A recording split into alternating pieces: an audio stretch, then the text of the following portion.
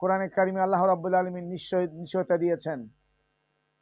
সম্মানিত দর্শক মণ্ডলী, শ্রোতা মণ্ডলী, কবিরা গুনাহ হচ্ছে সে সকল গুনাহ বলে যে সকল গুনাহ কাজ করলে সকল হারাম ব্যাপারে আল্লাহর পক্ষ থেকে নাজিলকৃত সকল শরীয়ত একমত।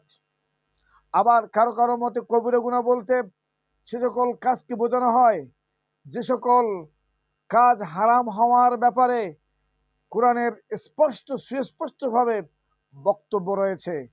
আল্লাহ রাব্বুল আলামিন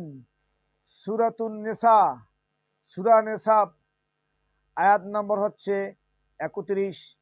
এখানে আল্লাহ রাব্বুল আলামিন নিজেই ঘোষণা করছেন, ইন তাজতানিবু কাবাইরা